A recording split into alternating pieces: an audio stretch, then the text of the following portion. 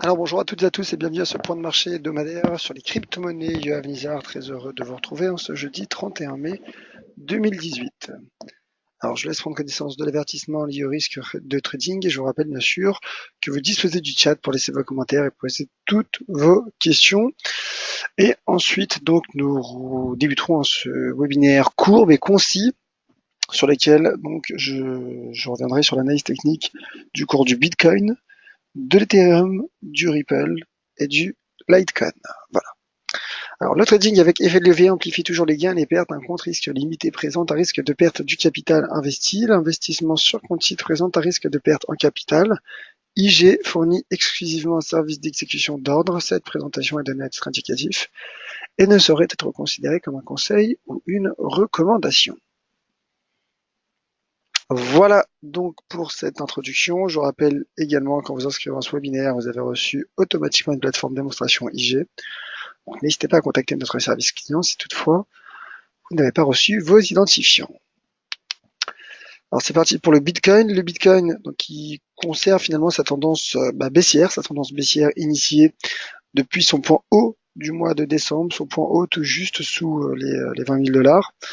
Le cours qui après avoir effectué un mois d'avril encourageant, avec notamment 4 semaines de hausse consécutive, le Bitcoin a été rattrapé finalement par l'analyse technique et par le seuil symbolique à 10 000 $. Repli parfait du Bitcoin sous les 10 000 $ à l'entame du mois de mai. Ce repli lui a permis également de consolider et de solidifier cette oblique baissière, formant un hebdomadaire. Et situé d'ailleurs à proximité du seuil de retracement à 23,6% selon le ratio de Fibonacci de cette tendance baissière, de cette baisse du moins.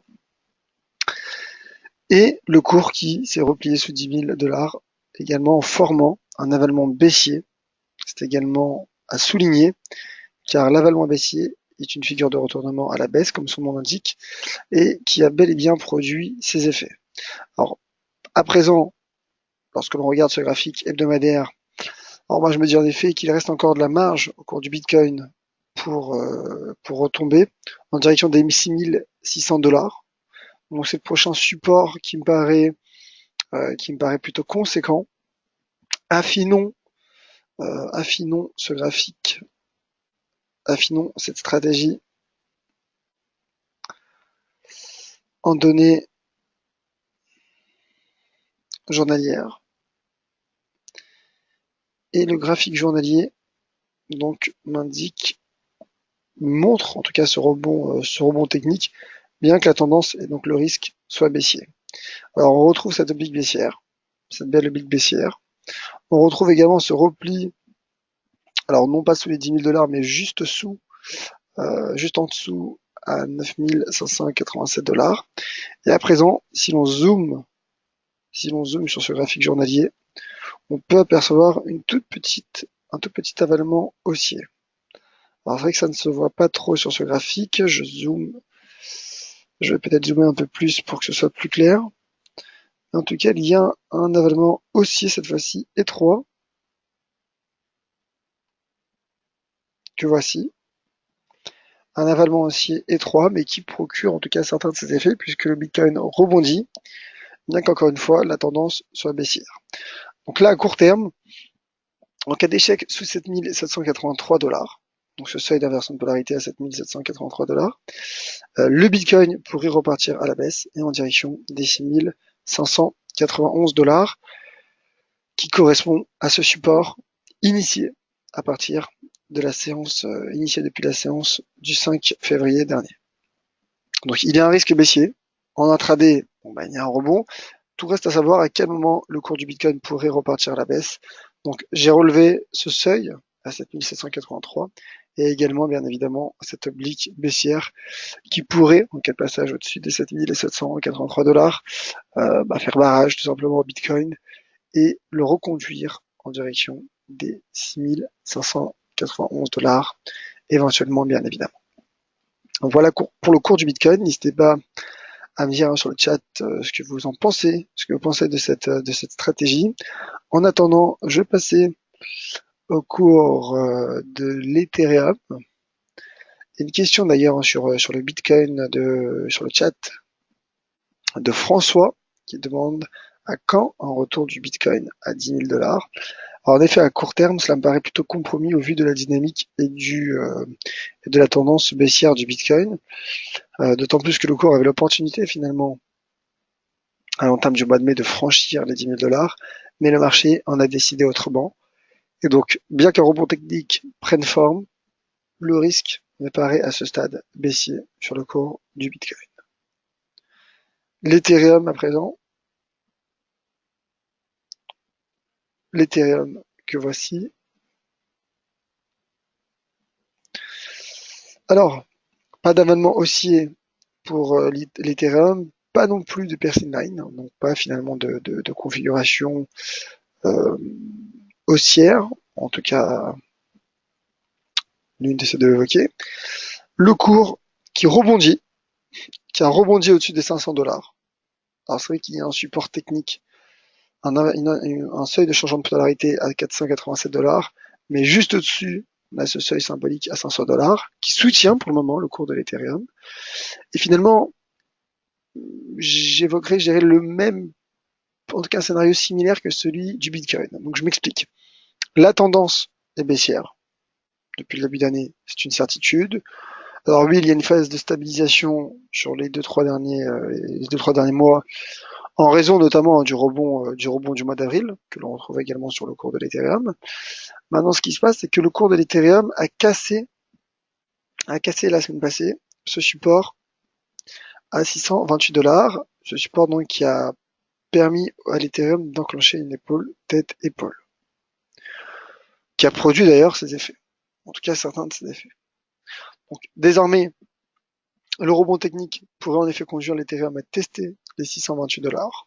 En cas d'échec et de repli sous 628 $, la cible à 487 $, je dirais, serait relancée. Voilà, donc la dynamique est baissière, la tendance est baissière, le cours qui retrace, mais reste à savoir comment il gérera cette première résistance à 628 $, ancien support devenu donc résistance, clairement en échec, mettrait en évidence les limites de l'Ethereum et pourrait le reconduire sur la zone 487-500 $. Alors en cas de franchissement des 628 $, cette stratégie de court terme serait invalidée et le cours qui pourrait donc se projeter en direction des 700 $ et sur ce sommet situé à 638 $. Voilà pour l'Ethereum. On va passer cette fois-ci au cours du Ripple et ensuite ce sera au tour du Litecoin.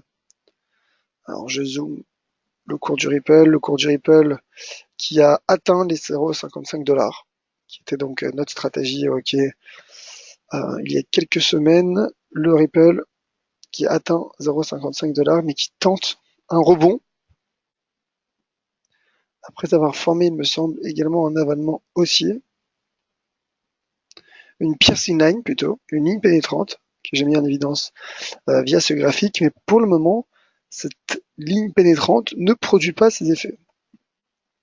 Alors oui, le rebond se prolonge, mais il n'y a pas de breakout, il n'y a pas de franchissement de cette résistance, de ce seuil d'inversion de polarité d'ailleurs, à 0,6362. Donc pour le moment, un peu de la même manière, de la même façon que l'Ethereum ou que le Bitcoin, le cours du Ripple est couvert par une résistance. Il pourrait valider son rebond uniquement en cas de breakout. Sous résistance, bien qu'il y ait une configuration haussière, un pattern haussier, il est difficile de dégager une stratégie haussière. L'analyse technique ne le recommande pas, puisque nous sommes sous résistance. Or, en revanche, un breakout du seuil 0,6362 clairement validerait les efforts du Ripple et ma prochaine cible court terme se situerait à 0,75 $ et la seconde sur du moyen long terme à 0,94 $. En cas d'échec sous les 0,6362, qui est donc le pivot que teste actuellement le cours du Ripple, il pourrait retomber dans un premier temps sur les 0,55 $, mais également sur les 0,4560, qui, comme vous le voyez, est un niveau de support ayant soutenu le cours du Ripple fin mars, début avril. Voilà pour le Ripple. On termine avec le Litecoin. Ensuite, je passerai aux éventuelles questions, voire réactions.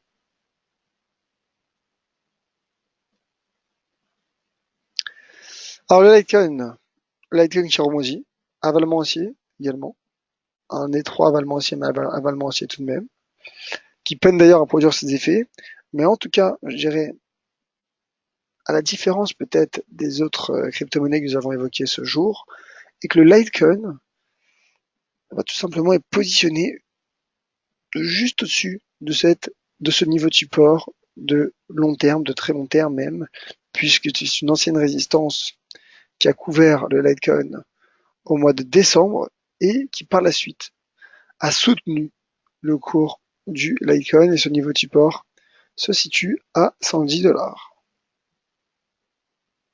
108 $, pour être plus précis. Donc ça, c'est un effet à mettre à l'actif du Litecoin. Le Litecoin qui pourrait donc rebondir. Et c'est la raison pour laquelle d'ailleurs je vise dans un premier temps, pour une stratégie court terme, 134 $, car c'est une inversion de polarité que je montre avec mon curseur. Seconde cible située non loin à 148 $. Et enfin, troisième cible en cas de poursuite de ce rebond à 172 $. Donc le Litecoin ici sur un immense niveau de support. J'exagère à peine. En tout cas, un niveau de support important et qui a formé un avalement haussier qui pourrait donc rebondir et poursuivre sa remontée. Une éventuelle remontée, bien évidemment. En cas de cassure de ce seuil à 108 $, clairement le risque serait baissier et le Litecoin pourrait s'enfoncer en direction des 82 $. Voilà pour ce webinaire crypto-monnaie. J'espère avoir été clair. Si vous avez des questions, c'est le moment de les poser. Et François, il y a justement une question sur le Litecoin apparemment. Et penses-tu que la reprise est proche? Alors, si je me fie uniquement à l'analyse technique, je pense que la reprise du Litecoin est proche, puisque le cours finalement est soutenu par ce très joli niveau de support de long terme. Alors, concernant le Bitcoin, puisque votre question porte sur le Bitcoin, est-ce que la reprise est proche? Alors, comme je l'ai dit, pour le moment, il y a une sorte d'avalement haussier, qui n'en est pas réellement un, mais en tout cas dans l'esprit qui ressemble. Je pense qu'il y a un rebond qui pourrait à court terme, à très court terme, se poursuivre. Mais est-ce que la reprise est proche? Je pense que nous n'en sommes pas encore là. En cas de franchissement de ces droits de tendance, cela pourrait être un premier signe avant-coureur. Mais il y a également une autre résistance très importante et psychologique à 10 000 $, ne l'oublions pas. La tendance reste donc fragile pour les crypto-monnaies et dont le Bitcoin, mon cher François. Voilà, donc je pense avoir fait le tour des questions et commentaires. Si vous en avez une dernière, peut-être que n'hésitez pas à la poser maintenant. Le temps pour moi simplement de vous rappeler que le prochain point crypto-monnaie aura lieu lundi à 13 h avec Valentin Offrand. Mon prochain point de marché aura lieu demain matin à 10h30. Mon point Forex, indice également. Demain, il y aura un live spécial NFP à 14h15. Donc nous vous attendons nombreux. Inscrivez-vous si vous le souhaitez sur le site daliefix.fr. Et pour toutes les autres questions, réactions ou commentaires, n'hésitez pas à me les faire savoir sur Twitter, @yoavmizar. Voilà, donc merci à toutes et à tous, passez une excellente soirée, et avec plaisir, mes chers Jonathan et François, et je vous invite bien sûr à être prudent sur ce marché volatile, qui plus est sur les crypto-monnaies. Très bonne soirée à toutes et à tous, et à demain, 10h30.